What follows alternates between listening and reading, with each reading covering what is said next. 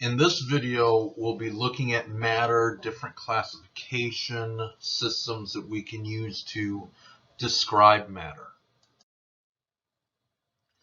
So one of the first things we want to do is just be able to have a nice definition of what matter is. So our basic definition for matter is anything that takes up space and has mass. So it takes up space and has mass, it's matter. We can kind of simplify this down even more. It's kind of more of a slang type definition, but it's stuff.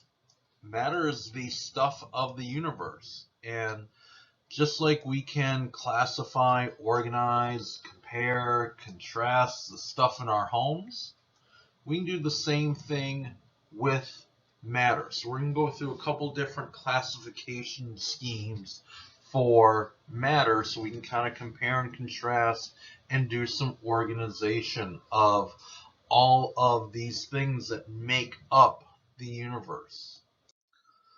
So on this slide, what we want to do is we want to do a little comparing and contrasting of the different states of matter, because that's one way we have of classifying them.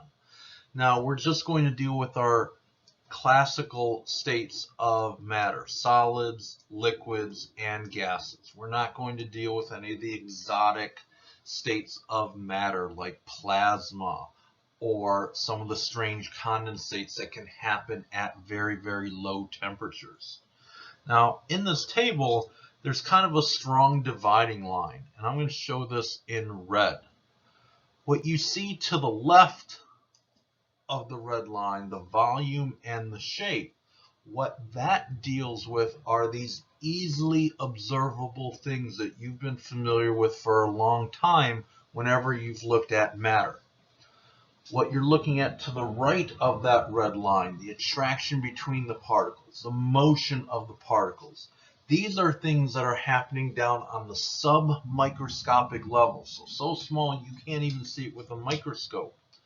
It's what's going on down at that particle level that give rise to these things that we can easily see, like volume and shape.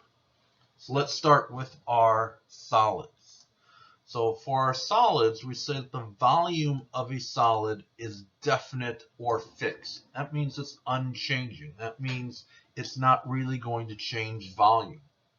For the shape of a solid, we would also say that it's definite or fixed. Under normal manipulations, that shape of that solid doesn't change. We're not, talking about all the different shaped solids can come in.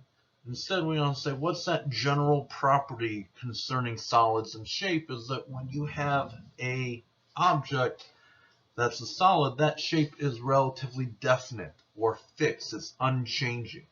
And it's these things that we can easily see and observe with solids. But those observables come from what's happening down on the particle level. So let's look now to the right-hand side of that red line. First thing we want to talk about is the attraction between the particles. So the attraction between the particles I listed for a solid is they're very strong. Because they're very strong, these particles are going to be held in close proximity to each other. What that means is that's going to tie in. Two of these columns relate to each other. That volume that we saw to the left ties in with the attraction between the particles we see on the right. Because it's very strong, that's what gives us our fixed or definite volume. Now for the motion of our particles, because there's such a strong attraction between the particles in the solid, it's very, very strong, there's very, very little motion of the particles. Essentially, they're only vibrating in place. They're just vibrating in place. They're always coming back to that same location they started at. They're kind of wiggling, vibrating in place, but not really changing their orientation, not really moving that much. Well, there's another connection that we have here. That shape that we're able to see on the left-hand side, Well, that's going to be dictated by how much the particles are able to move on this submicroscopic level. If they're only able to vibrate in place, we're not going to be able to adapt to new shapes. Let's see how this kind of works for liquids now. For liquids, we would say that the volume of a liquid is definite or fixed. For a liquid, if you have a gallon of it, it's a gallon. If you have a liter of it, it's a liter. That is fixed. But what can change in a liquid that we're familiar with is its shape. The shape of a liquid can change, and a liquid will always adapt to the shape of the container that it's held in. And you have experience with this. Think about pouring water. You can pour water into a tall, skinny vase, or you can pour water into a short, wide bowl. That water is going to take the shape of what you poured into, whether it's that tall, skinny vase or that short, wide bowl, but the volume didn't change. If you have a liter of water, it's a liter of water. If you have a cup of water, it's a cup of water. The shape can change, but the volume can't. Let's look at why that is. Well, the attraction between the particles in a liquid is strong. Well, what does that mean? That means they still have to be held pretty closely together. That's what gives you that fixed volume. I listed the attraction between the particles as strong in a liquid. For solids, we said it was very strong. So liquids, the attraction is a little bit weaker, but still quite strong. But because it is a little bit weaker, we get a little bit more motion. Instead of just vibrating in place, the particles in a liquid can now slip and slide past each other. If they're able to slip and slide past each other, that liquid can adapt to a new shape. So we see this, again, relationship between some of these columns. When we look at a gas, not only does a gas take the shape of the container, it also takes the volume of the container. We have some experience with this. When you let the air out of a balloon, it just doesn't change shape to get through the skinny neck of the balloon. That volume that was in the balloon is now going into the next container, the room, the atmosphere. It's filling that next container that it's exposed to. Now, if we look on the right-hand side, what's going on at the particle level that's giving rise to that? Well, at the particle level, that's because the attraction between the particles, I listed it as none. Well, I put it in quotes. There technically is an attraction between the particles of a gas. It's just very, very, very, very, very weak. It's so much weaker compared to a solid or liquid, it's easiest just to ignore it completely. If there's no attraction between the particles, remember the attraction between the particles ties into what's going on with happens to the volume. Well, there's nothing holding those particles together, no attractive forces between there. Those molecules don't have to be held in close proximity to each other. They can expand into a new volume. The motion of the particles in a gas is even more than a liquid. You get fast, random motion. They're just going in every different direction very, very quickly. You'll see that when we do our chapter of gases later this semester. But that fast, random motion, they're able to change shape. They can take the shape of the container as well. So when we're looking at solids, liquids, and gases, remember, it's those observable things, volume and shape, are really come into being based upon what's happening down at the particle level.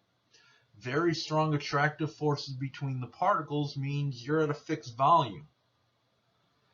If the particles can move enough, you can adapt to a new shape. So you're probably familiar with a lot of these things, but we wanted to review our basic states of matter, both in terms of our observables, our shape and our volume, as well as what's happening down at the particle level for these different states of matter. We have another way of classifying matter, not by states of matter, solids, liquids, or gases, but here we're classifying matter based upon composition of that matter. Composition means what is that matter actually made up of? So here, instead of like a table type chart, I have more of a flow chart or a flow diagram to kind of do some comparing and some contrasting of different types of matter. So if we start with all of matter on the top, we can break all of matter down into two categories. And those two categories would be pure substances and mixtures. A pure substance means it's one thing. A mixture is more than one thing. And you don't have to think about this in any more complicated way than you might use to describe your pet. If you have a pet dog or cat, that dog or cat is either a purebred dog or cat, meaning it has one breed of dog or cat in it, or it's a mixed breed dog or cat. Same idea here. It's either one thing or it's a mixture of more than one thing. Let's look at our pure substances first. We can break pure substances down into two subcategories. We can break them down into elements or compounds. Let's start with our elements. Our elements are our most basic building blocks that we have chemically. We'll be talking about different elements, the periodic table of elements on another presentation upcoming, but you're familiar with these. Copper, carbon. Remember, you're also going to be memorizing the names and symbols for some of these coming up as well. You're familiar with these. Copper, carbon. You're familiar with copper. Those brownish pipes that you have in your house for your plumbing, those are copper pipes. Carbon you're familiar with in a couple different forms. The pencils that you might be using to take notes are a form of carbon known as graphite. Another form of carbon you're familiar with is diamond. Just that element copper. Now for compounds, still pure substances, a compound is a chemical union of elements. Notice how I put some extra emphasis on union. It's not a mixture of elements. That wouldn't be one thing. It's a chemical union of elements, meaning these elements have come together to produce one new thing. And there are some examples that you're familiar with. Water and NaCl. I want to take a little bit of time to really emphasize the fact these are not mixtures. This is not a mixture of elements. It's a chemical union of elements. And to kind of show that, I want to look at these two examples. If you look at water, H2O, it's hydrogen and oxygen. Water is not just hydrogen and oxygen together. They have combined, formed a union to produce something brand new that has properties different than just the things that went into making it. If you would look at hydrogen on the periodic tables in the upper left, it's a colorless, odorless gas that is highly reactive, highly explosive. Okay? You want to think about hydrogen, think about the Hindenburg blimp. That is what happens to hydrogen gas. Very flammable, very combustible, very explosive. Same thing for oxygen. Oxygen, colorless, odorless gas. You've seen oxygen tanks either in a hospital or a nursing home, or maybe being carried on a truck. You've seen the warning labels. Danger, explosive, flammable. Water is not just a mixture of these two very explosive reactive gases. It's a chemical union of those two elements, such that water doesn't retain any of the individual properties of hydrogen or oxygen. they've combined to form one new thing, one pure substance known as water. We can kind of do the same thing for NaCl. NaCl is not a mixture of sodium and chlorine. That sodium and that chlorine have come together to form something brand new, one new thing that we call sodium and chloride. To kind of show this, if you just look at sodium and chlorine separately, sodium's over on the left-hand side of the periodic table. It is a shiny metallic element that reacts violently with water. Chlorine, over on the right-hand side of the periodic table, is a pale yellow gas that's a severe respiratory irritant. When you think about chlorine gas, I want you to think about World War I trench warfare. NaCl is not just a mixture of those two compounds. It doesn't have the same properties that the sodium by itself had or the chlorine by itself. That sodium and that chlorine have come together to form one new thing that we recognize as sodium chloride. So that key term again is a chemical union of elements. It's not a mixture of elements, it's a union. Those different elements have come together to produce one new thing. We can kind of go over to the right-hand side of this now and talk a little bit about mixtures. And we have two different types, homogeneous mixtures and heterogeneous mixtures. And the differences between these are just how do they look? What do they look like? A homogeneous mixture will be uniform in appearance. That means it will just look like one thing. In a heterogeneous mixture, it will not be uniform in appearance. You can definitely tell there are different parts or components to that.